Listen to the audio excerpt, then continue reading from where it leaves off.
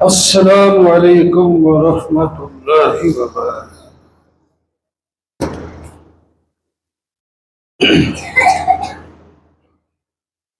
الحمد للہ وکفا والصلاة والسلام على سید الرسل وخاتم الانبیاء، اما بعد فاعوذ باللہ من الشیطان الرجیم، بسم اللہ الرحمن الرحیم۔ يا أيها الذين آمنوا استعينوا بالصبر والصلاة إن الله مع الصابرين۔ صدق الله مولانا العظيم وبلغنا رسوله النبي الكريم، ونحن على ذلك لمن الشاهدين والشاكرين، والحمد لله رب العالمين۔ اللهم صل على سيدنا ومولانا محمد وعلى آل سيدنا ومولانا محمد وبارك وسلم۔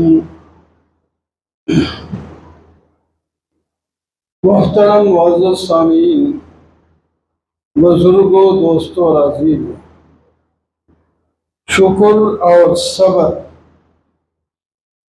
دونوں عبادتیں ہیں اور اللہ کی نعمتیں ہیں۔ شکر کے بارے میں رمضان سے لے کر آج تک بہت سی باتیں قرآن و حدیث سے سنائی ہیں، اور اس کے ادا کرنے کے طریقے تین بتائے تھے۔ زبان سے نعمت کرنے والے کی تعریف کر دینا، دل میں احسان کرنے والے کی محبت پیدا کر لینا، اپنے ہاتھ پاؤں اور جسم سے اس کو کوئی فائدہ پہنچا دینا، یہ تینوں شکر کی قسمیں ہیں جو بیان بھی ہوئی۔ ایک چوتھی شکر کی شکل یہ بھی ہے کہ جو نعمت کسی نے کی ہو، اس نعمت کو بیان کرنا اور نام لینا کہ یہ احسان میرے ساتھ فلاں نے کیا، یہ بھی ایک شکر کی چوتھی صورت ہے۔ بیان کرنا، نعمت کو صرف بیان کرنا،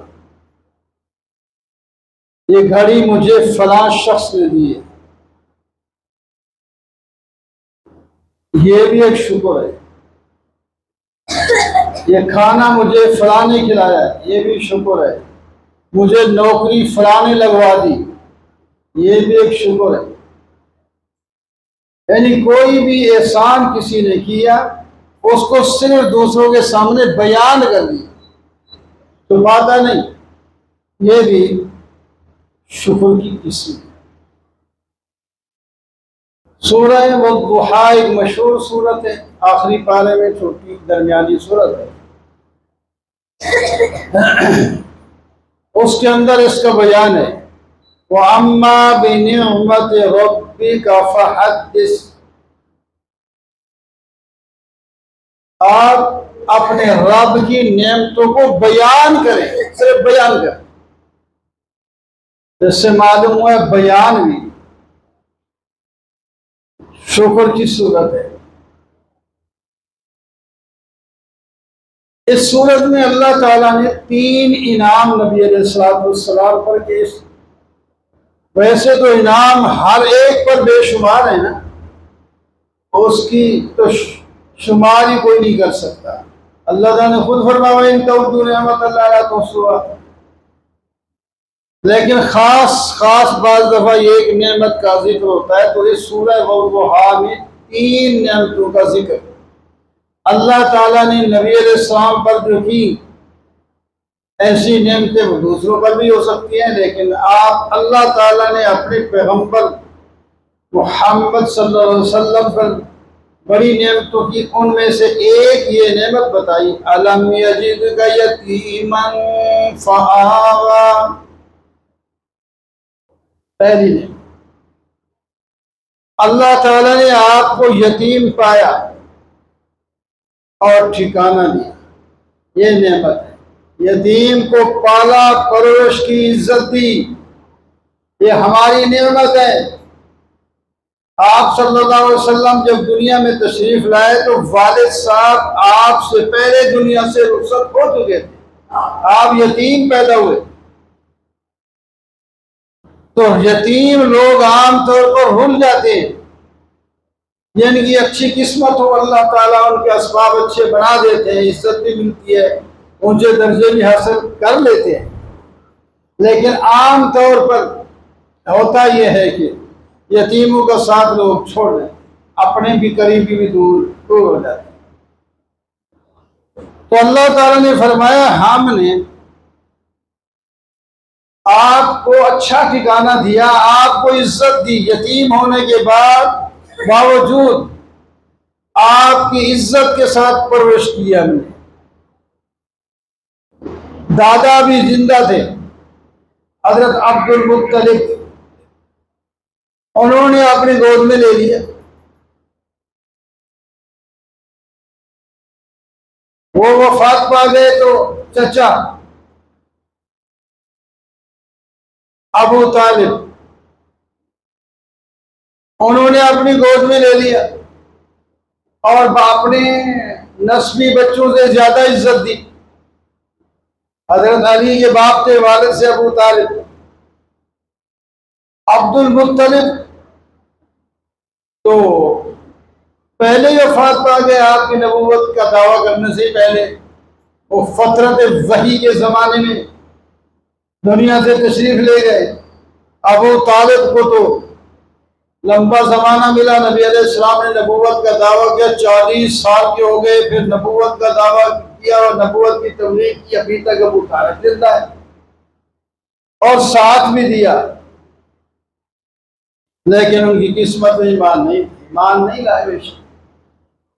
تو بہرحال اس کے بعد آپ خود ہی بڑے ہو گئے، کیونکہ حدیث پاک میں تھے لا یتم بعد الحلم، بالغ ہونے کے بعد بندے کو یتیم نہیں کہا جاتا۔ آپ خود جوان ہو گیا، وہ بالغ جو ہو گیا، بچے ابھی چھوٹے ہوں، بالغ نہ ہوں اور والد صاحب فوت ہو جائے تو وہ یتیم کہلاتا ہے۔ ایسا جب بڑے ہو جائیں، اس طرح تو سارا پتہ نہیں کتنے ہمارے یہاں بیٹھے ہیں جن کے والدین نہیں ہیں، آپ کے یہاں میں یتیم ہیں، وہ اب یتیم کہلانے کا ٹائم نہیں ہے۔ تو پہلی نعمت یہ کی، ہم نے یتیم پایا، آپ کو رولنے نہیں دیا، عزت کے ساتھ پالا ہے، یہ ہماری نعمت ہے۔ وَوَجَدَكَ ضَالًّا فَهَدَىٰ، آپ جو بڑے ہوتے گئے آپ کو تلاش ہوئی کہ کون سی عبادت کس طرح کرنی ہے، آپ کو تلاش تھی، آپ تلاش، آپ غار میں جاتے ہیں، پہاڑ میں، وہاں عبادت کرتے ہیں، جو بھی عبادت کرتے ہیں ان کو عبادت کے طریقے، لیکن ایک آپ کو پریشانی تھی کہ اصل راستہ اللہ کی عبادت گاہ میں ملے، اس پر چلیں۔ اللہ تعالیٰ نے فرمایا ہم نے آپ کو راستہ سے بتا نہیں دیا، آپ کو ایسا بنا دیا کہ آپ دوسروں کو بھی راستہ بتائیں۔ وَوَجَدَكَ ضَالًّا فَهَدَىٰ، آپ کو دین کا متلاشی پایا، ہم نے دین دے دیا، آپ بھی چلیں اور لوگوں کو بھی چلائیں۔ وَوَجَدَكَ عَائِلًا فَأَغْنَىٰ، ہم نے آپ کو عائل پایا، عین کے ساتھ، جس کا معنی ہوتا ہے بے سرمایہ، فقیر، جس کے پاس مال نہ ہو، پھر ہم نے آپ کو غنی بنا دیا، ہم نے آپ کو غنی کر دیا۔ یہ تیسری نعمت ہے۔ یہ تین نعمتیں سورہ والضحیٰ میں اللہ نے بیان کی۔ فقیر پایا دولت مند کرتے، باقی کوئی سوال کرے یا کرتے رہتے ہیں کہ آپ صلی اللہ علیہ وسلم کی تو آخری زندگی تک فقیرانہ حالت رہی، دولت تو آپ کے پاس نہیں تھی، کیسے دولت مند کر دی؟ اللہ اکبر۔ اس کا ہم جواب دیتے ہیں کہ آپ صلی اللہ علیہ وسلم دل کے غنی تھے۔ ایک ہوتا ہے غنا بالمال، مال بہت ہو، ایک یہ ہے کہ دل غنی ہو، موت میں بھی اللہ کا شکر، جھونپڑیوں میں رہ کر بھی اللہ کا شکر، بڑی نعمت ہے جھونپڑی دے دی۔ دل آپ کا غنی تھا۔ اور اگر اس بات پر آئے کہ مال بھی اللہ نے آپ کو ایسا دیا تھا کہ باقیوں کے پاس نہیں، یہ دنیاوی مال بھی دیا تھا، لیکن آپ اپنے پاس مال کو جمع کر کے رکھتے نہیں تھے، آیا گیا آیا گیا، ادھر آیا ادھر دے دیا، ادھر آیا ادھر دے دیا۔ تو اس طرح اپنے گھر میں تو مال جمع کر کے نہیں رکھتے تھے، لیکن آپ کے پاس مال بہت تھا۔ حضرت غالباً جبریل علیہ السلام نے اللہ تعالیٰ کا پیغام پہنچایا، آپ غنی نبی بننا چاہتے ہیں، بادشاہ نبی بڑے بڑے دولت مند بھی گزرے، یا فقیر؟ آپ نے فرمایا میں چاہتا ہوں کہ مجھے ایک دن کا ملے، کھا کر شکر کروں، اور ایک دن نہ ہو میرے پاس، میں آپ سے مانگوں تاکہ میرا تعلق آپ سے جڑا رہے اور زیادہ سے زیادہ بنتا جائے۔ ہر وقت غنی آدمی بعض دفعہ مال میں آ کر پھر اس کا ہی ہو جاتا ہے، مال کو بڑھانے میں لگا ہوا ہے، بس نہیں۔ جب کوئی آتا ہے نا جو سوال کرتا ہے نا آپ سے، آپ اس کا ممکن ہوتا تو اسی وقت سوال پورا کر دیتے، یا کہہ دیتے اس وقت میرے پاس نہیں، پھر آ جائے۔ یہاں تک کہ ایک واقعہ آتا ہے، آپ کے پاس ایک بچہ آیا کہ امی نے بھیجا ہے مجھے ایک کرتا چاہیے، آپ نے فرمایا عورت ہے، میرے پاس کرتا تو نہیں، پھر آنا، جب کرتا آ جائے گا دے دوں گا۔ اس مائی نے پھر بچے کو بھیجا، جو کرتا آپ نے پہنا ہوا ہے یہی دے دو۔ اللہ، صحابہ کی ایک اپنی عجیب ہی، جب ان سے پوچھا جاتا ہے وہ عجیب ہی جواب دیتے۔ تو آپ نے وہ کرتا ہی ادھار کے دے دیا۔ اب نماز کا آگے ٹائم آ گیا، تو پہلے تو کرتے لمبے ہوتے ہیں، ان کے اب بھی ہیں عربیوں کے اصل لباس، تو لمبے کرتے، نیچے چادر سلوار نہ بھی تو نہ ہو تو وہی کرتا کام کر جاتا ہے۔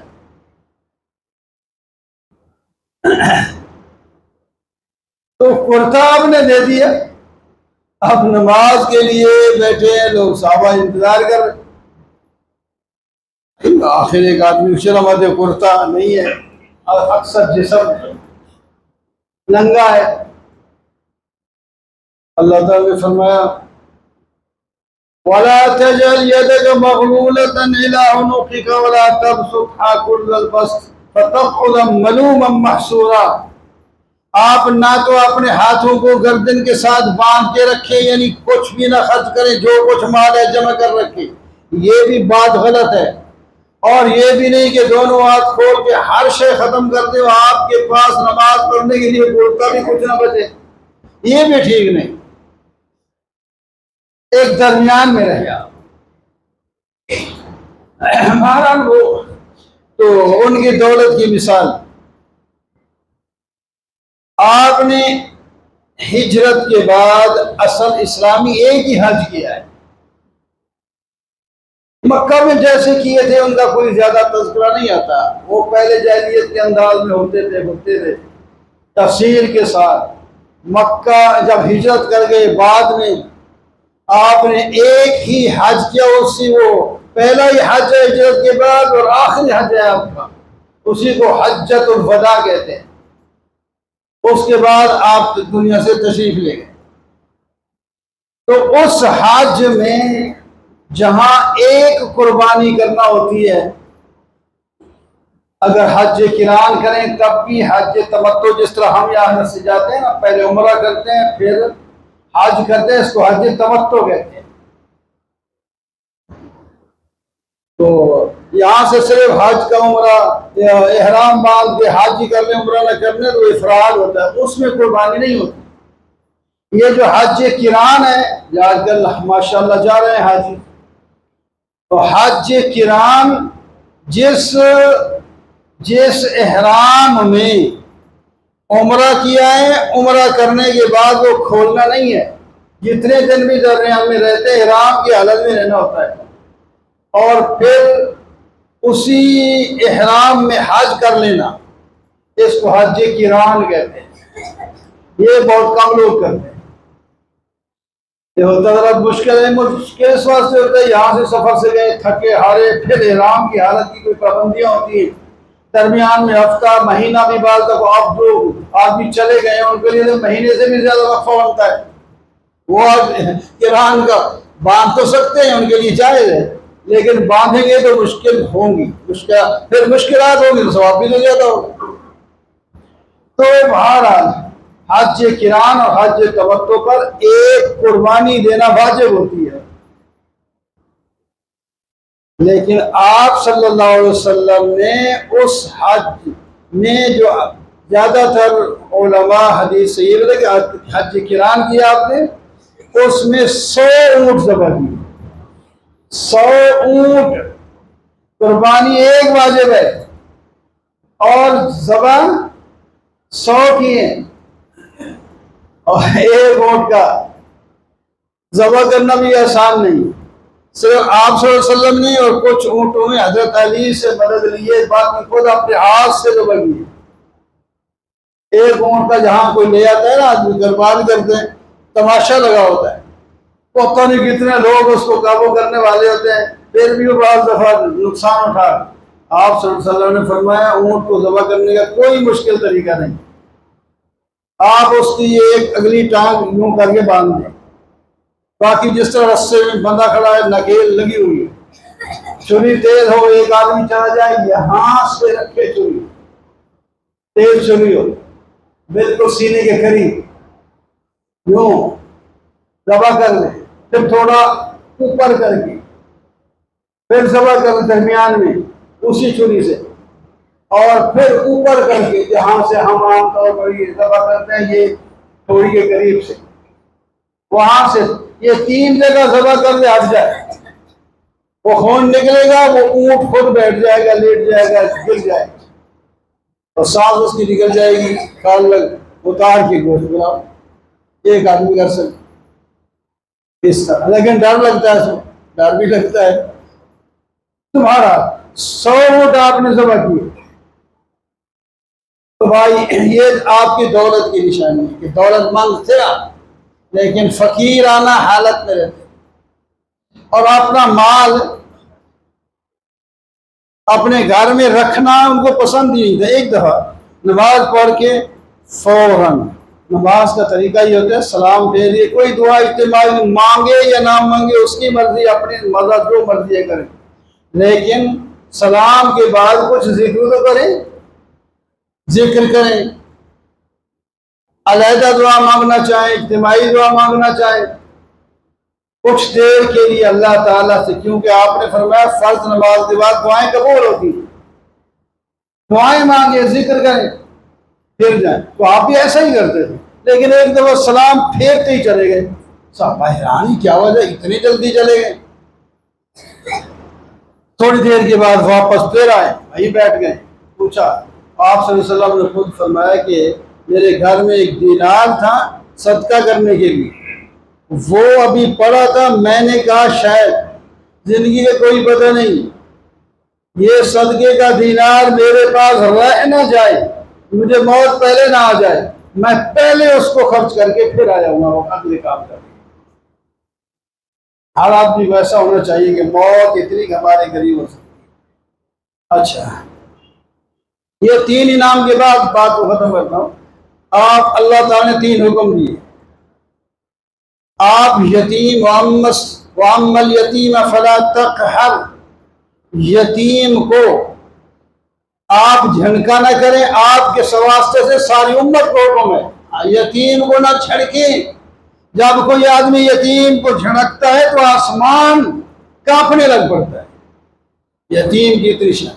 آپ نے فرمایا جو یتیم کی کفالت کرے گا، میں اور وہ اس طرح جس طرح 2 انگلی اکٹھی ہیں میرے ساتھ جنت میں ہوگا۔ جو آدمی پیار سے یتیم کے سر پر ہاتھ پھیر دے، اس کے سر کے ہاتھ کے نیچے جتنے بال آئیں گے اللہ تعالیٰ اتنی نیکیاں دے دے۔